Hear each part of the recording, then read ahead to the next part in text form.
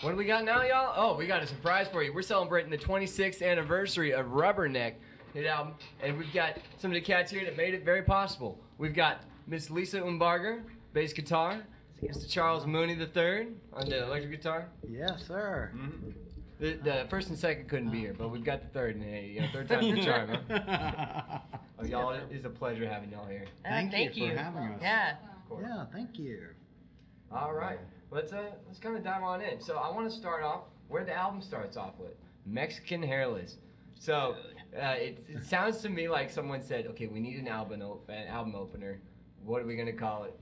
Tell me the story about that, if you would. Yeah. So when we were recording Rubberneck, it was up in the mountains in Mendocino. Mm-hmm. Nothing going on there. Lived in like a ski lodge, and we walked half a mile down to the studio, and it was like a cabin type area. Mm.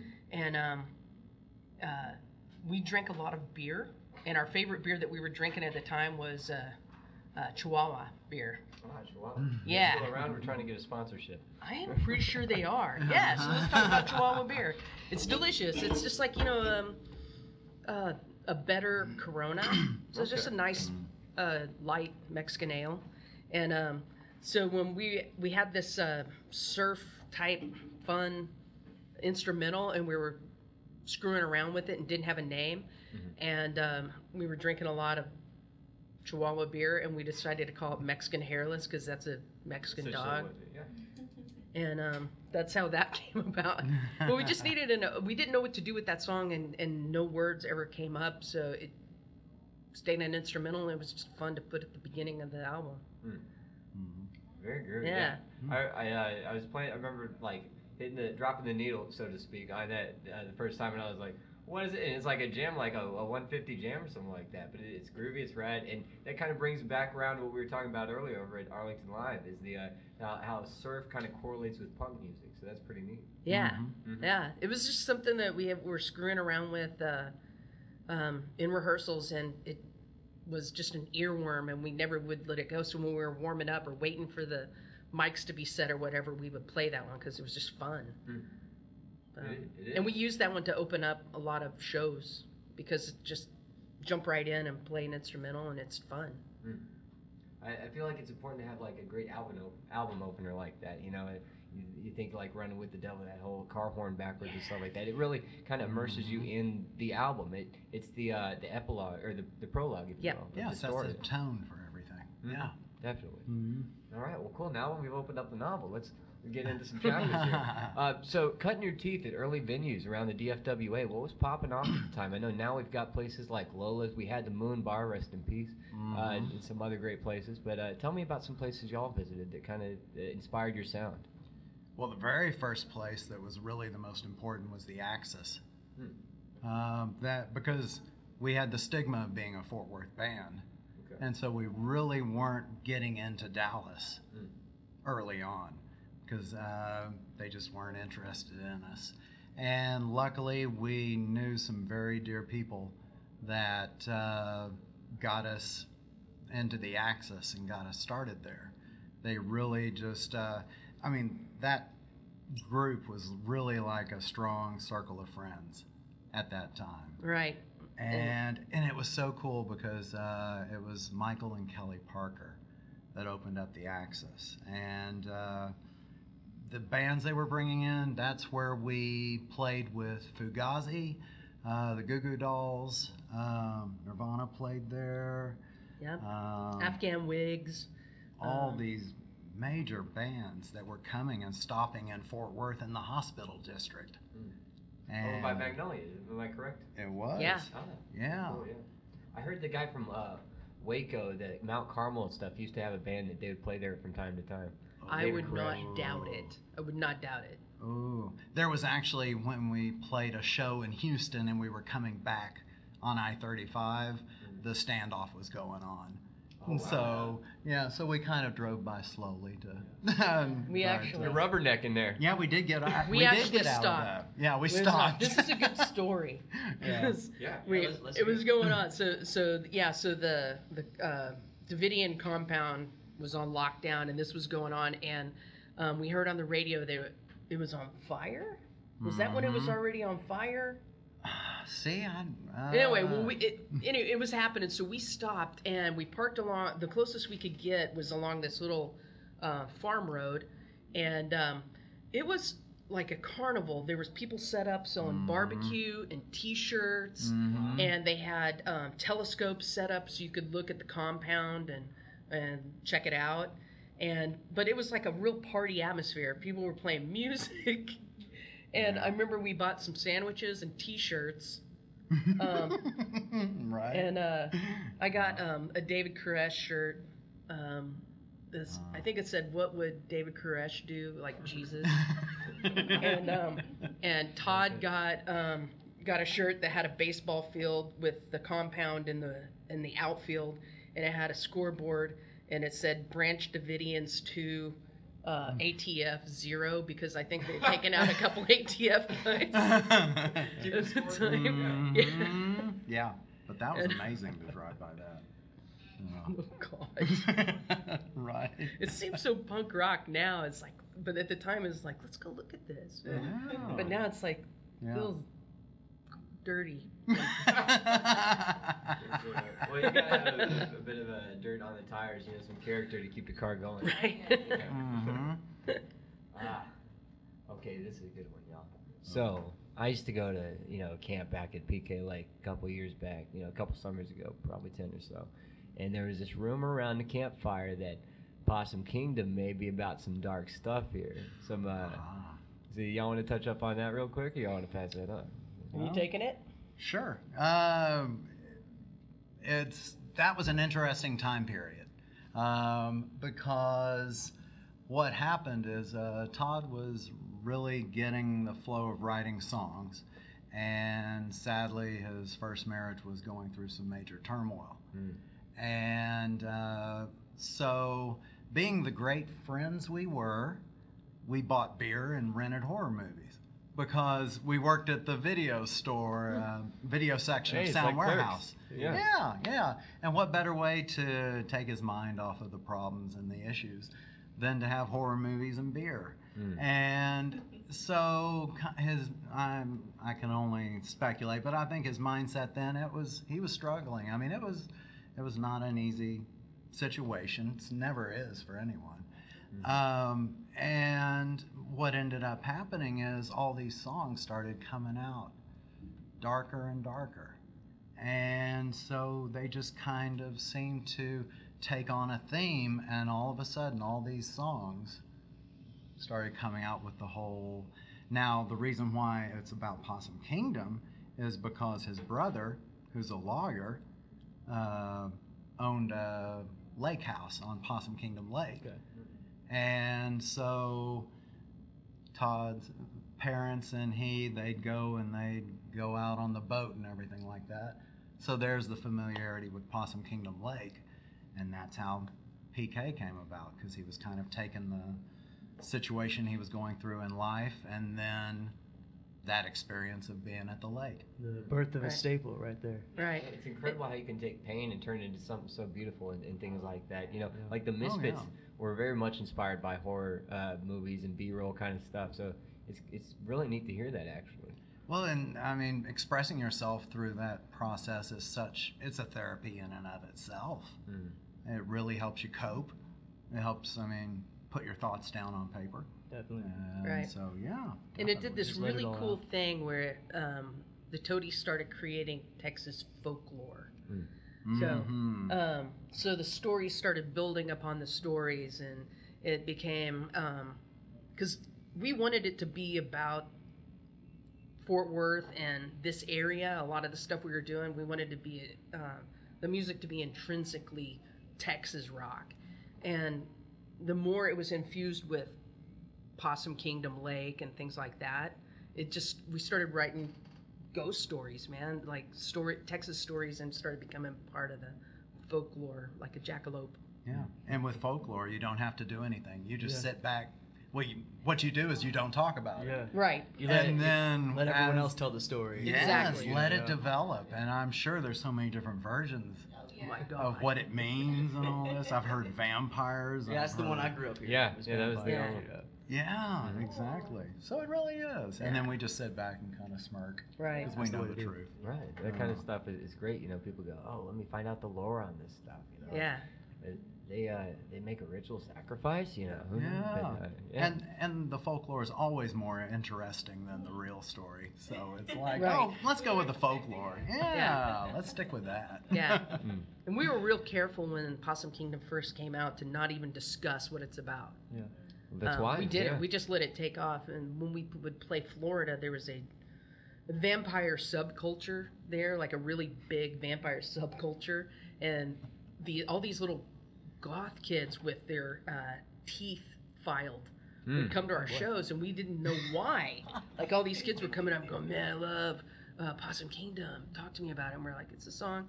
It's one of the songs on our record, and we're all like, we'd get back to the green room, and we're like, did you, like, I talked to everyone here has filed teeth, and what the hell? And it was a promoter who finally told us, because we didn't put it together.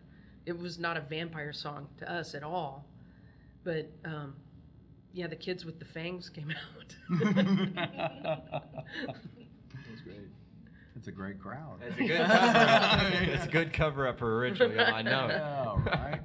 Yeah, right. Speaking of all that stuff, so when that took off, and even before, like, being a popular band, what baggage or hardships come with that stuff? So, I mean, as you're, rising and stuff like that, of course, you see some folks start to fall off the bandwagon or what have you, but that's an important thing to talk about, because I want to make sure that anybody out there watching that is in a band or starting a project knows what they're getting into. Yeah. Mm-hmm. So, there's the things that you see on, on TV and everything, the stuff that that's there, like the sex, drugs, and rock and roll, especially focus on drugs and alcohol, because when you're in a band that's popular, the thing that people don't talk about is everything is free.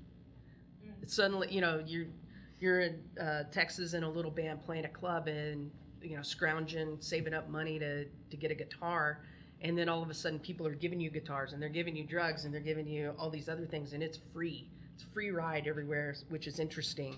But the one thing that I don't think a lot of people mention it, and the Toadies went through it, was like this imposter syndrome, where we're still, even though our record was getting played, we were in this weird little bubble where we're still loading our gear. We didn't have any roadies, even though we were on a major label. We were driving ourselves in a van, and we would pull up our 15-passenger van to an arena and play an arena, because it was hard for us to understand that maybe we should get a tour bus now, or maybe we could get roadies, because we were still considered ourselves a little band from Texas, even though we were like playing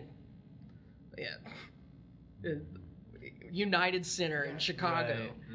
Right. But I remember pulling up to United Center in Chicago in our 15-passenger van and loading out in the snow, loading ourselves out, and there were people there going, no, we'll get that. And we're like, no, we'll carry it. And we're like carrying our stuff onto the stage to play the United Center. And people are like, what the fuck is the matter with this band?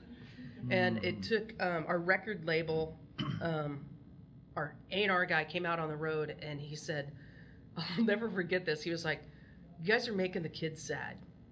And we're like, what the hell are you, what? And he's like, the kids, they don't want to see you setting up your gear and like carrying your guitar off the stage, or like when you finish playing, like start rolling up your chords. You'd think it would speak to your integrity there. Right. Yeah. They were like, these guys are real. Right. But what they said is, and somehow in our heads we're like, we're making the kids sad. We make them sad. Do you want to die? Right. So they sent a guy out, a roadie out to us, and then we were playing in Indianapolis, and the way they got us to accept a tour bus was they gave us Kiss's old tour bus. Really? Wow. And we went in the back, and it had the back lounge was mirrors with those bulb lights, like Hollywood bulb lights, and they had 4 little chairs where they would put their makeup on. And they were like, okay, we'll be in a bus. After we saw that, we're like, we'll take the bus. And Right. You yeah. got the little thing like Ace has been here kind of thing. Right. But and I can't remember how we got the van home even. I think we paid one of our buddies to drive it home to Texas. But we were going to be all right in the van. In fact, when they gave us the roadie, we just made him drive. We still did our gear and stuff because we didn't want him to touch our stuff. And we just made him drive us. He was our driver. And we got the bus, and they gave us a tour manager and a sound guy.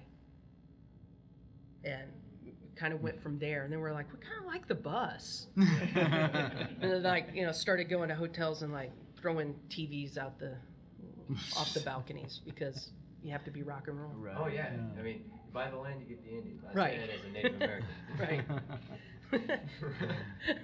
Hey, it's rock and roll, but we like it, huh? Yeah. Very cool. Let's see we got some time. Hey, man, cue up that song right now, the Cut the News. I love this song. Oh, yeah, that's good stuff. We are here with the band that made that song, Solshifter, y'all, right out of Fort Worth, Dallas, Texas. Yeah. Hey. Yeah. Yeah, like I was saying right before we cut out there, or went into the song, I love the message of that song. It can speak to so many people through different avenues and stuff. And, having cut the news myself, I think that, people can really relate to that stuff and, getting through whatever they're going through at the time. Exactly. So, And the focus on it, too, was not just cutting the noose yourself, but utilizing the people around you. Because, for me, I had been in a 24-year marriage. But we weren't married anymore. We were kind of just roommates. And then there was some people who kind of helped me realize that things could be better and not to just settle. Because after that long, you're almost like, you feel like you're having to do for others and not think of yourself, because then you're selfish.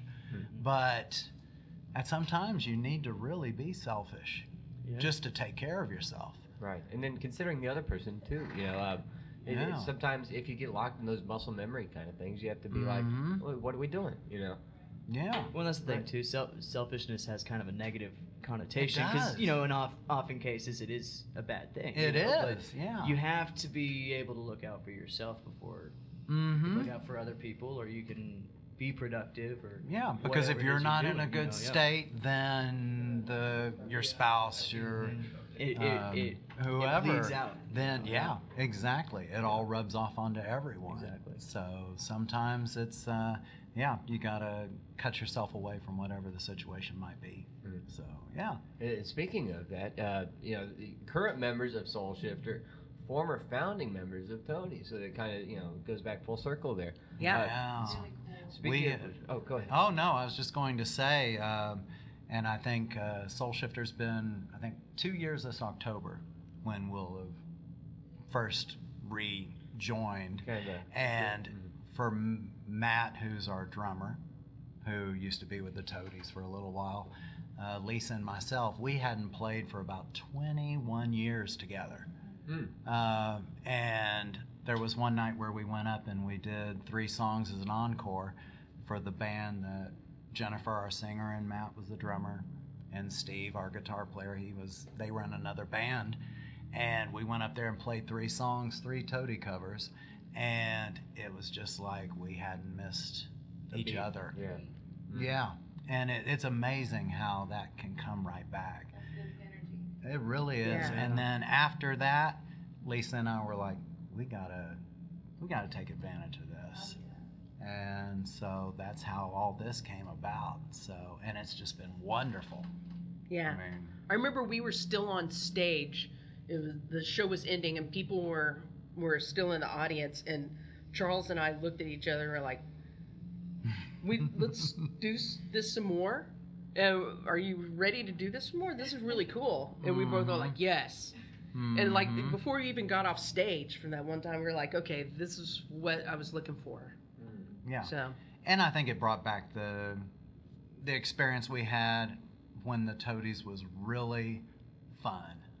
It was back when we worked in a record store. We did this. We'd travel overnight and go somewhere and play a show, and it was just fun. Take away the fun, and it starts to get really Just work at that point. Yeah, exactly. It's still exactly. work, right? But It's work, but it's good work. becomes- You know? It's fulfilling work at that point. Yeah. You know, work without the fulfillment is just Yeah. blank. Right. You know, it's just work. Yeah.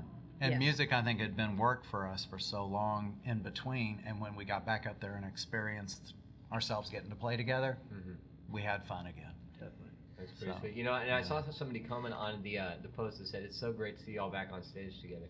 And you can hear that classic sound in the music. You know, those 3 singles. You know, Cut the News. Cry for a Vision and Feel Sin. Yes. Found on Spotify and all your other music providers. Speaking of distinctive sound, you've got a great whammy technique that was carried Thank over you. through the album. Yeah, talk about that if you will.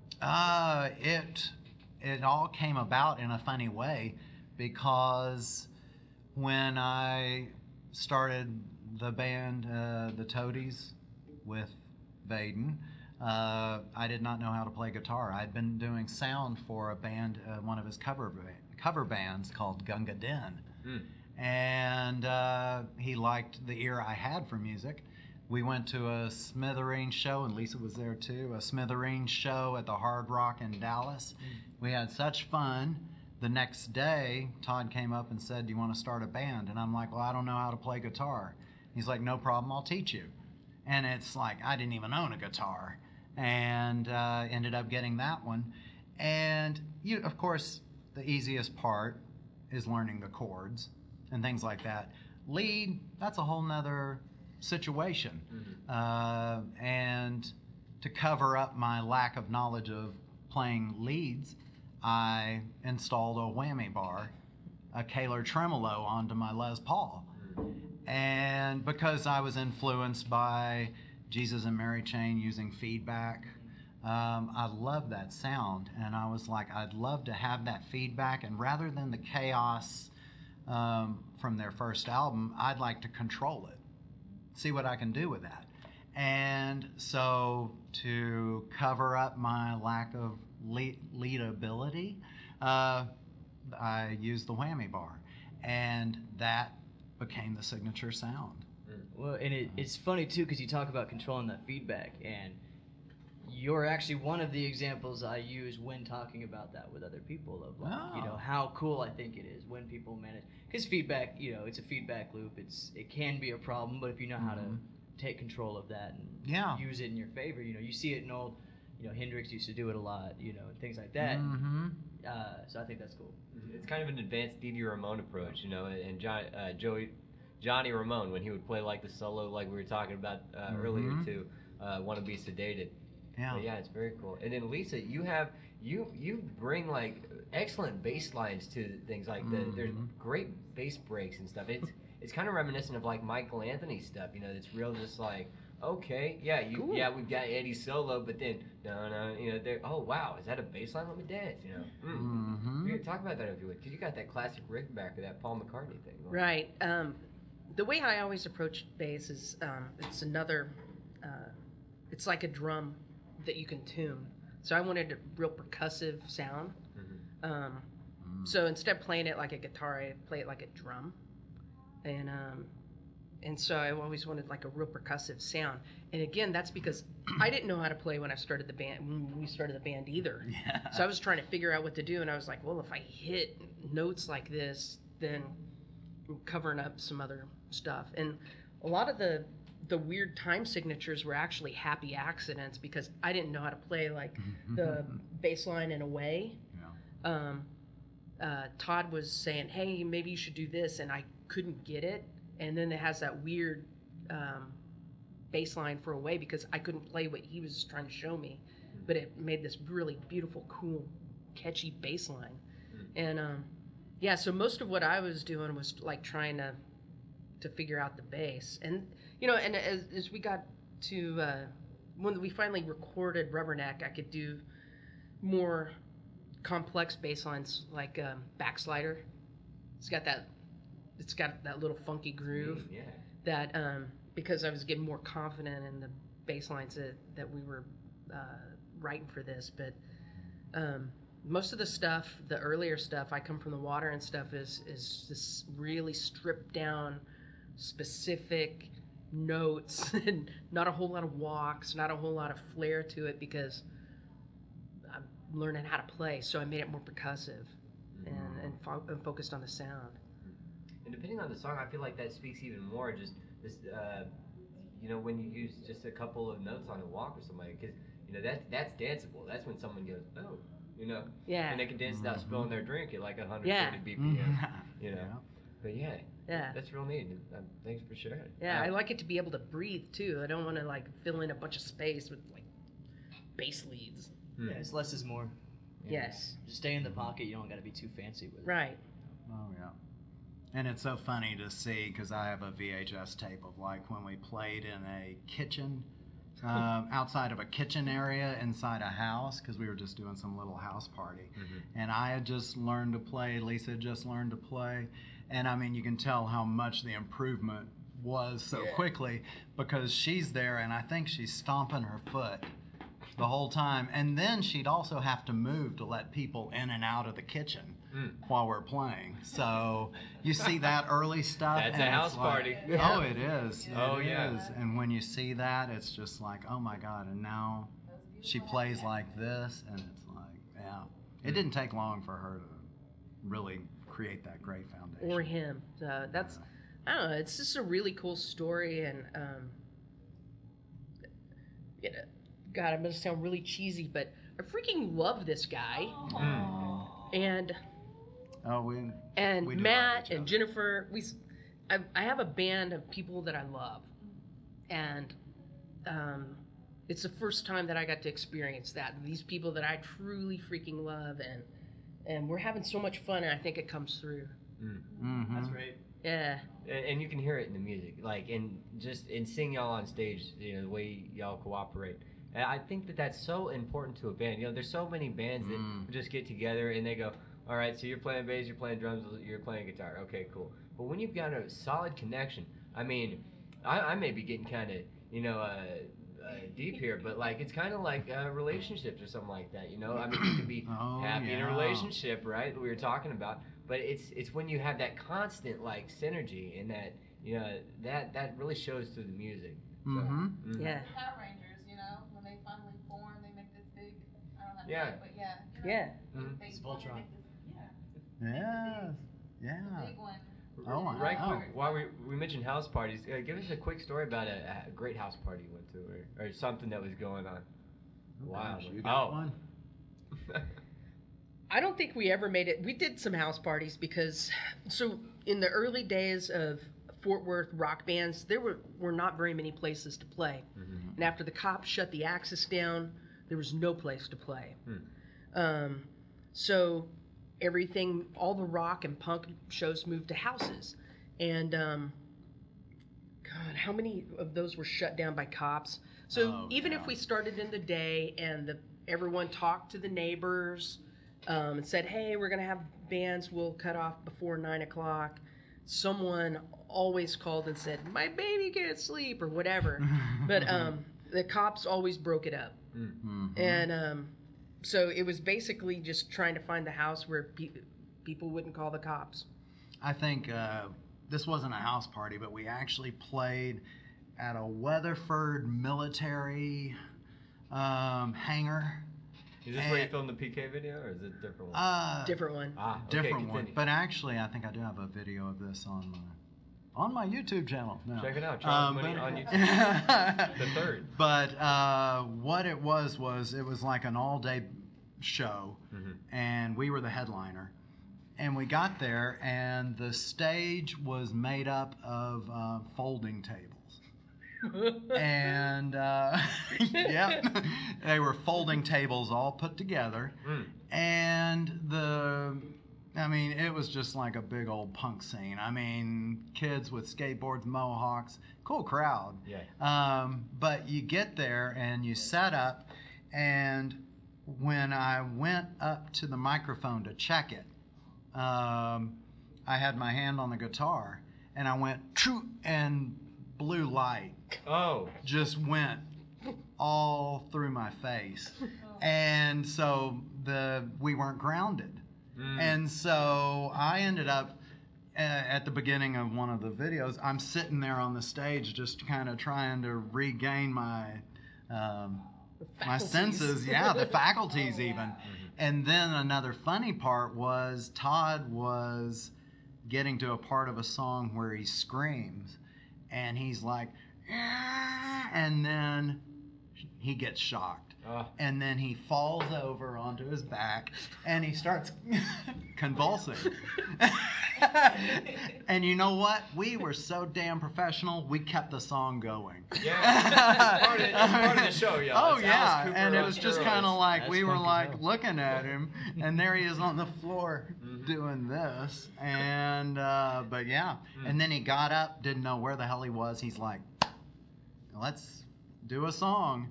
And then we ended it and started another song. Punk bands take note. Yes, exactly. Speaking of taking notes, real quick, do y'all have any 3-minute advice? I know we've got some people out here, like I said earlier, that are getting into the music scene or maybe interested.